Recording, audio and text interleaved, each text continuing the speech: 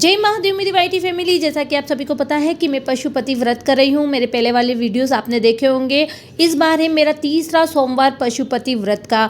जो नए हैं आपको बता देती हूँ, मैं हूँ प्रियंका माहेश्वरी, आपका स्वागत करती हूँ मेरे अपने चैनल पर। तो सारी जो संपूर्ण सामग्री होती है, अभिषेक सामग्री और जो पूजन सामग्री होती है वह और एक दीपक हम सुबह की थाली में लेकर के जाते हैं। आप सभी को पता है पशुपति व्रत की विधि, वैसा ही जैसा कि पंडित प्रदीप मिश्रा जी ने बताया है, हर कामना के लिए इस व्रत को हम कर सकते हैं। तो सुबह जो हम अभिषेक की सामग्री लेकर के जाते हैं उससे अच्छे से अभिषेक करते हैं और पूजन सामग्री में थोड़ी सी ज़्यादा ले जाएं, जैसे चंदन हो गया, अबीर हो गया, गुलाल हो गई, अक्षत हो गए, मूंग हो गए, जो हम ले जाना चाहें वह थोड़ी सी ज़्यादा लेकर के जाएं सामग्री, जिससे शाम के समय भी उससे ही पूजा हो जाती है। तो सुबह की पूजन सामग्री में एक दीपक होता है घी का, गोलबाती का। तो अच्छे से पूरी संपूर्ण पूजन अभिषेक बहुत ही अच्छे से संपन्न किया। जैसा कि हम सभी जानते हैं कि इस पूजा में शाम के समय भोजन लिया जाता है, तो दोपहर में फलाहार ले लिया और उसके बाद शाम की पूजन सामग्री की तैयारी करी। यह जो शाम का जो पूजन होता है बहुत ज़्यादा खास होता है। जी हाँ साथियों, इसमें क्या होता है, प्रसाद भी घर में बनाना होता है और 6 दीपक लेकर के जाना होता है और सामग्री वही रहती है जो हम सुबह लेकर के गए हैं। जो अभिषेक सामग्री हमने अर्पण कर दी वह बर्तन हम बाहर निकाल देंगे और जो सामग्री रह जाती है पूजा की, जैसे अक्षत, मूंग, चंदन, थोड़ा ज़्यादा लेकर के जाते हैं, वह शाम के समय भी काम आता है। शाम के समय हमें नया सामान नहीं लेना होता है, सिर्फ प्रसाद हम घर का बनाएं।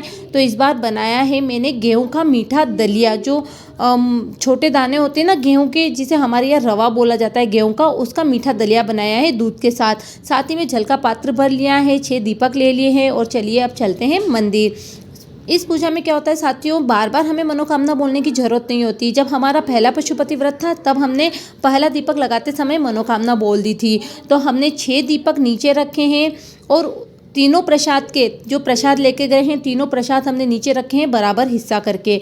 5 दीपक प्रज्वलित कर दिए हैं, एक प्रसाद और दीपक हम वापस साथ में लेकर के आएंगे। और घर के अंदर जब हम प्रवेश करेंगे तो हमारे सीधे तरफ, घर में जब हम प्रवेश करेंगे तो हमारे सीधे तरफ हम इस दीपक को वहाँ प्रज्वलित करेंगे।